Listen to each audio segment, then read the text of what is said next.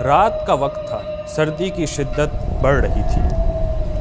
Europe کا ایک چھوٹا سا گاؤں جس کے بیچوں بیچ ایک پرانی قدیم چرچ کی عمارت بنی ہوئی تھی۔ اچانک چرچ کی گھنٹی بجی۔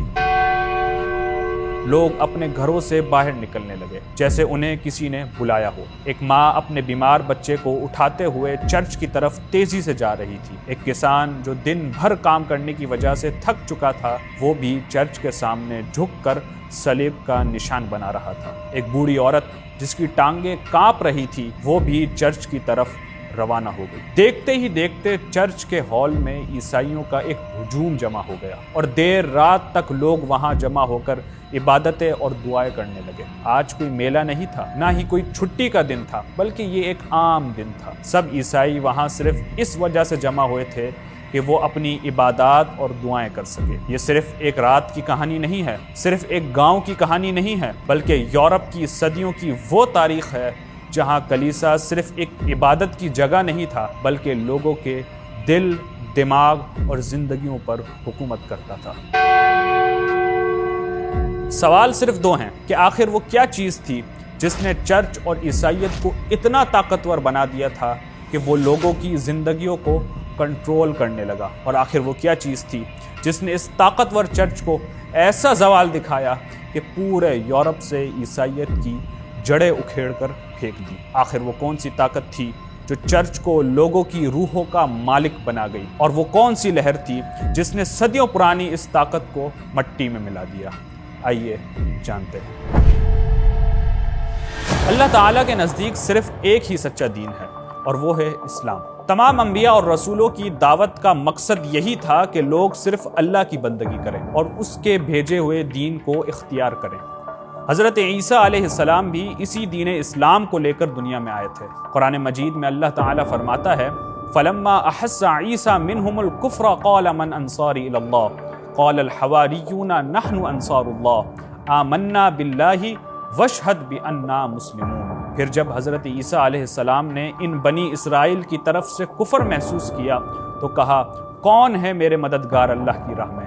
حواریوں نے کہا، ہم اللہ کی مددگار ہیں، ہم اللہ پر ایمان لائے اور گواہ رہیں کہ ہم مسلمان ہیں۔ جب تک حضرت عیسیٰ علیہ السلام کی لائی ہوئی اسلامی تعلیمات اپنی اصل شکل میں موجود رہی، اس وقت تک دنیاوی لالچ، مفادات یا مادی نظریات ان تعلیمات پر اثر انداز نہ ہو سکے۔ دین کی پاکیزگی نے ہر طرح کی فتنہ انگیزی کو دبائے رکھا، مگر وقت کے ساتھ ساتھ جب پادریوں اور مذہبی رہنماؤں نے حضرت عیسیٰ علیہ السلام کے دین میں تحریف اور تبدیلیاں کرنا شروع کی تو نہ صرف اس دین کا نام بدل کر کرسچینٹی رکھ دیا گیا، بلکہ اب اس کے اندر کی روحانیت بھی ختم ہو گئی۔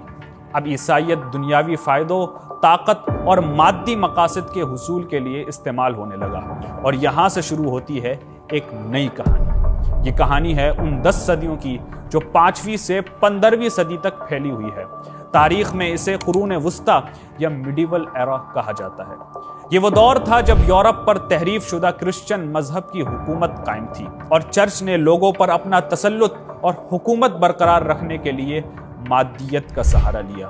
چرچ کا یہ تسلط اتنا مضبوط تھا کہ چرچ صرف عبادت گاہ نہیں تھا، بلکہ لوگوں کی روزمرہ زندگی، ان کے فیصلے، ان کی تعلیم، یہاں تک کہ ان کے پیدائش اور موت تک پر بھی چرچ کا اختیار تھا۔ عیسائی پادری عوام کی زندگیوں کے نگہبان، قاضی، استاد اور حاکم سب کچھ تھے۔ اس تحریف شدہ مذہب عیسائیت کا عمل دخل اس قدر گہرا تھا کہ اس زمانے کو دا ایج آف فیتھ یعنی ایمان کا دور کہا گیا۔ ایک معروف اسکاٹش مصنفہ ہنریٹا ایلزبتھ مارشل لکھتی ہیں The life in everywhere was like the life in a monastery، یعنی عام لوگوں کی زندگی عیسائی پادریوں کی خانقاہوں کی سی بن چکی تھی۔ چرچ نے ایک بات لوگوں کے ذہنوں میں گہرائی سے بٹھا دی تھی کہ نجات اور جنت صرف چرچ کی اطاعت کرنے میں ہے۔ ناظرین، خلاصہ یہ ہے کہ قرون وسطیٰ کے یورپ میں معاشرے خدا مرکز ہوا کرتے تھے،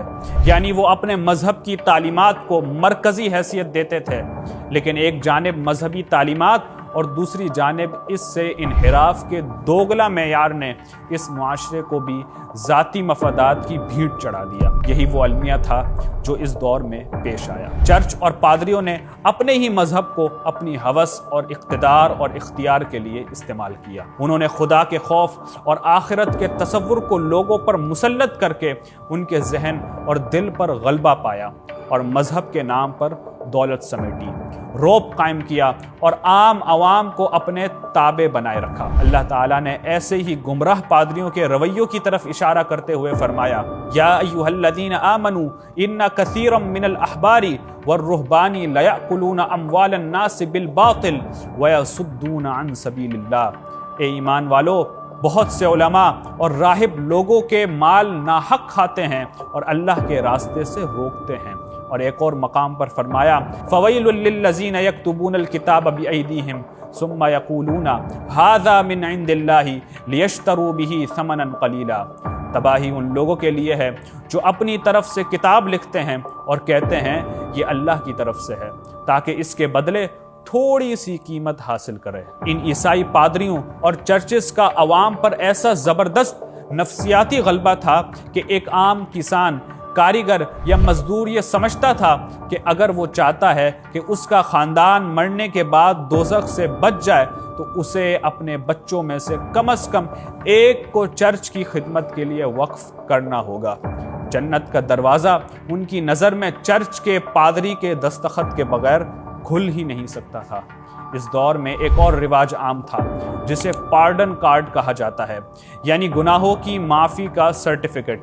اگر کسی شخص سے کوئی گناہ، کوتاہی یا لغزش سرزد ہو جاتی تو اس کی بخشش صرف اس وقت ممکن تھی جب وہ چرچ سے ایک تحریری معافی نامہ خریدے، اور یہ معافی بھی مفت نہیں تھی۔ اس کے لیے چرچ کو بھاری رقم ادا کرنی پڑتی تھی۔ گناہ جتنا بڑا، فیس اتنی زیادہ ہوتی تھی۔ تزکیہ نفس، روحانیت اور حقیقی توحید کے بغیر مذہب صرف چند رسومات کا مجموعہ بن کر رہ جاتا ہے۔ خدا کے دین میں انسانی نظریات و اعمال کو داخل کر کے وہ لوگوں میں ایک اثر و رسوخ تو قائم کر لیتا ہے، لیکن اس کا اثر جلد یا بدیر زائل ہو جاتا ہے۔ یہی کرسچینٹی کے ساتھ ہوا۔ اللہ کے اصل دین کو چھوڑنے کے بعد انہوں نے معاشرے میں اپنی جگہ بنانے کے لیے یونانی اور رومی تہذیب سے وہ مشرکانہ رسوم و رواج، آرٹ اور کلچر وصول کیے جس نے عیسائیت کی عمارت کو مزید مخدوش کر دیا۔ انہوں نے رومیوں کی طرح مجسمے بنانا شروع کر دیے۔ نعوذ باللہ حضرت عیسیٰ اور بی بی مریم کے مجسمے بنائے گئے۔ اس دور میں چرچ نے جس فن اور ادب کو شائع کیا وہ محض خوبصورتی کے نمونے نہیں تھے، بلکہ وہ ایک خاص نظریے کو پروان چڑھانے، ایک خاص سوچ کو پھیلانے اور ذہن سازی کے آلات تھے۔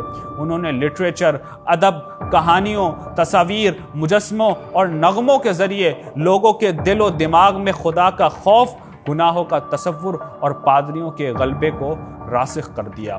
جیسا کہ مشہور مفکر برٹولٹ بریکٹ نے کہا تھا کہ art is not a mirror to hold up to society but a hammer with which to shape it۔ Art کوئی ایسا آئینہ نہیں جو معاشرے کو بس دکھایا جائے، بلکہ وہ ہتھوڑا ہے جس سے معاشرے کو تشکیل دیا جاتا ہے، اور یہی ہتھوڑا چرچ کے ہاتھوں میں تھا۔ وہ ہتھوڑا جو عمارتیں نہیں معاشرے بناتا ہے، وہ ہتھوڑا جو سوچوں کو ڈھالتا ہے اور عوام کو چرچ کے تابع بنا دیتا ہے۔ چرچ نے اسی آرٹ اور لٹریچر کے ذریعے ایسا خوف زدہ اور فرما بردار مذہبی معاشرہ تشکیل دیا جس پر صرف پادریوں کی حکمرانی قائم تھی، ایک ایسا نظام جس میں ایمان کا دروازہ بھی پادری کی اجازت سے ہی کھلتا تھا۔ مثال کے طور پر ہیل ماؤتھ اسکلپچر، ایک ایسا خوفناک مجسمہ جسے قرون وسطیٰ میں چرچ کی دیواروں، داخلی دروازوں اور محرابوں پر نصب کیا جاتا تھا۔ یہ مجسمے جہنم کے دہکتے منہ، شیطانوں کے جال اور انسان کی ہولناک سزا کو دکھاتے تھے۔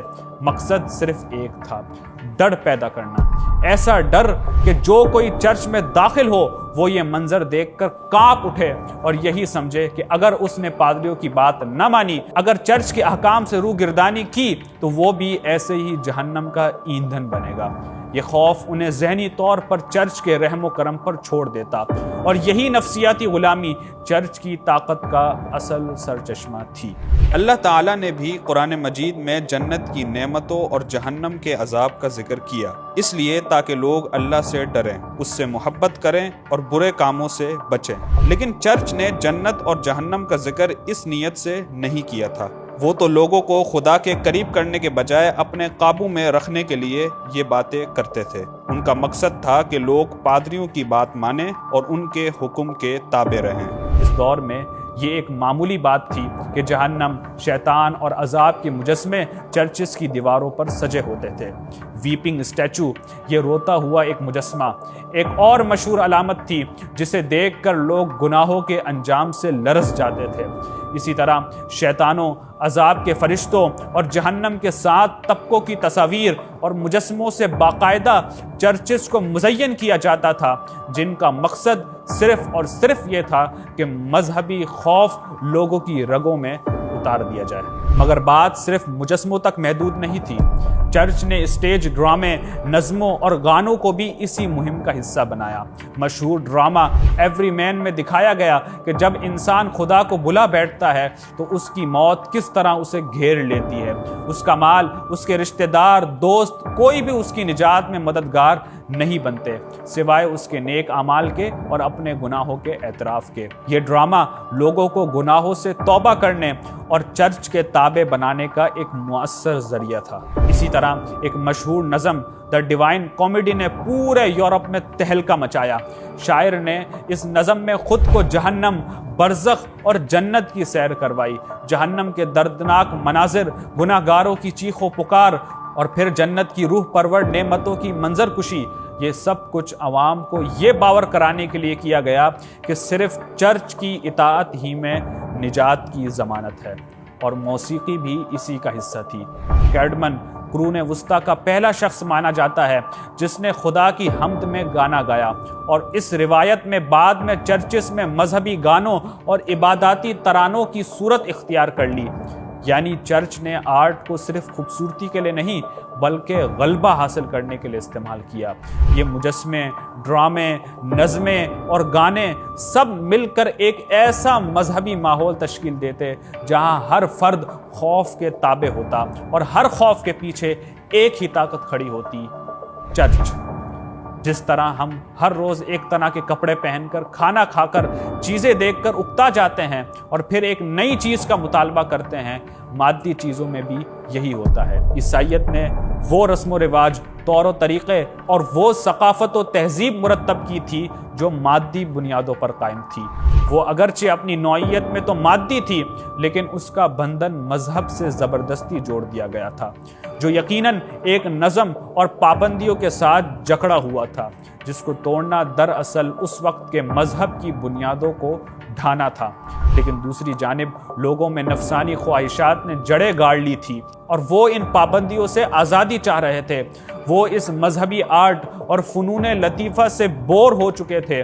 انہیں کچھ جدید چاہیے تھا، جس نے اس پرانے آرٹ اور کلچر کو ریجیکٹ کر دیا اور ایک نئی زندگی کا آغاز کیا، ایک نئے آرٹ کا اور ایک نئے کلچر کا۔ یورپ میں ایک نئی تہذیب کی پیدائش آپ دیکھ سکیں گے اگلی قسط میں، دی رینیسانس۔